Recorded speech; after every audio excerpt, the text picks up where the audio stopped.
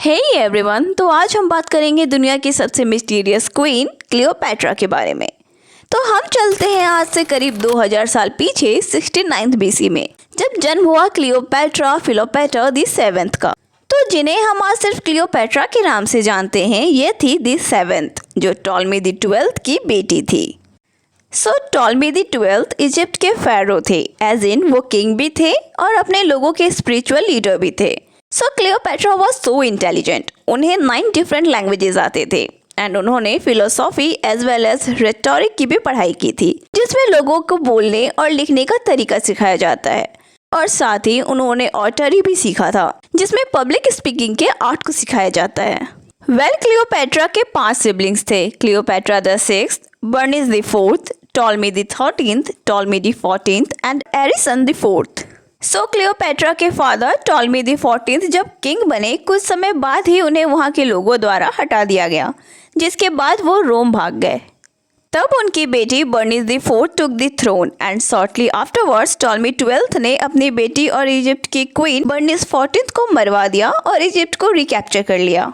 इस बार एज को रीजेंट उसने अपनी बेटी क्लियोपैट्रा दी 7th को चुना, जो कि सिर्फ 14 साल की थी, जिसके कुछ साल बाद ही टॉलमी दी 12th की डेथ हो गई।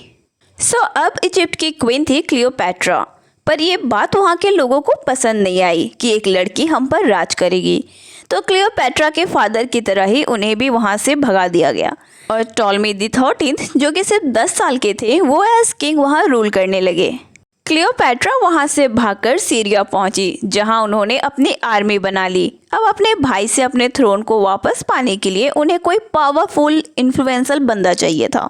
वो रोम के किंग जूलियस सीजर से मिलना चाहती थी, पर यह इतना आसान नहीं था, क्योंकि रोमन एम्पायर और टॉलमी डायनेस्टी हमेशा से ही एक दूसरे के दुश्मन थे।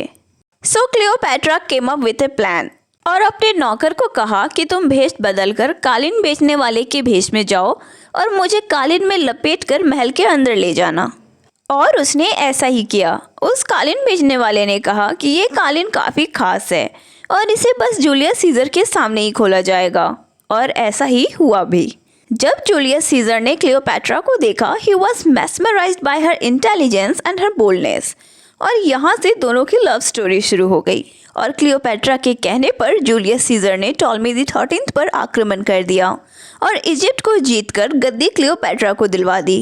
पर उस समय ना बिना राजा के रानी नहीं बन सकते थे, तो क्लियोपैट्रा की शादी हुई उनके सबसे छोटे भाई टॉलमी दी 14th से, जो कि सिर्फ 13 साल के थे।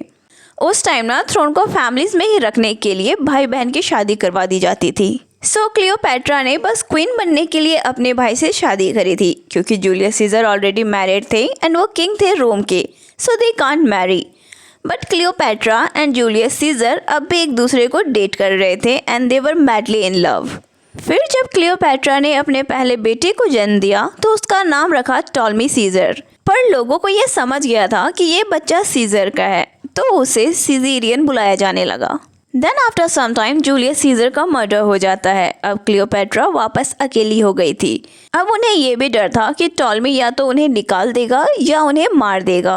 पर ऐसा कुछ हो इसके पहले ही क्लियोपैट्रा ने टॉलमी दी 14th को मरवा दिया। अब क्योंकि वहाँ का रूल था कि कोई क्वीन बिना किंग के नहीं हो सकती थी, तो क्लियोपैट्रा ने अपने 3 साल के बेटे को राजा बना दिया। उसने अपने बेटे को राजा बनाया ज़रूर था, लेकिन ये थ्रोन उन्हें ही संभालना था। क्लियोपैट्रा काफ़ी पढ़ी लिखी और जानकार लेडी थी। वो उस टाइम की सबसे जानी मानी स्कॉलर थी। पूरे मेडिटेरियन में उस जितनी पावरफुल और प्रॉस्पेरस लेडी कोई भी नहीं थी। उसके शासन के दौरान सूखा पड़ा, प्लेग भी फैला, पर इन सब मुश्किलों से उसने अपने लोगों को बचा लिया। पर अब भी उन्हें अपने और अपने देश को लेकर डर था। उन्हें पता था कि रोम कभी भी उन पर हमला कर सकता है। अपने सिंहासन को और खुद को बचाने के लिए उन्हें कोई सीजर जैसा ही पावरफुल इंसान चाहिए था। तो इस बार वो गई रोमन एम्पायर के मार्क एंटनी के पास। कहा जाता है कि क्लियोपैट्रा अटेंशन गेन करना जानती थी और उनसे जब कोई बात करने लगता तो वो उनकी नॉलेज से यूँ इम्प्रेस हो जाता था, और मार्क एंटनी भी हो गए। वैसे मार्क एंटनी ऑलरेडी मैरिड थे, बट उन्होंने क्लियोपैट्रा से भी शादी की और उनके 3 बच्चे हुए। Then after sometimes Mark Antony के फ्रेंड ऑक्टाविया, जो कि उनकी 3rd वाइफ के भाई भी थे, उन्होंने रोम और इजिप्ट दोनों पर हमला कर दिया। वैसे तो ऑक्टाविया काफ़ी पावरफुल थे, बट उन्होंने मार्क एंटनी और क्लियोपैट्रा को चीट करा। उन्होंने एंटनी को ये फेक न्यूज़ भिजवाया कि क्लियोपैट्रा जंग में मर गई हैं एंड इमोशंस में आकर एंटनी ने भी खुद की जान ले ली। देन जब क्लियोपैट्रा को पता चला एंटनी की मौत का, तो उन्हें समझ आ गया कि अब वो नहीं जीत सकती। तो माना जाता है कि क्लियोपैट्रा ने खुद को सांप से डसवा लिया था, पर एक्चुअली उनके साथ क्या हुआ ये कोई भी नहीं जानता। So that was it for today's video. If you like this video, please like, share and click the subscribe button for more updates like this. And please do let me know what are your take on Cleopatra. Thanks for watching.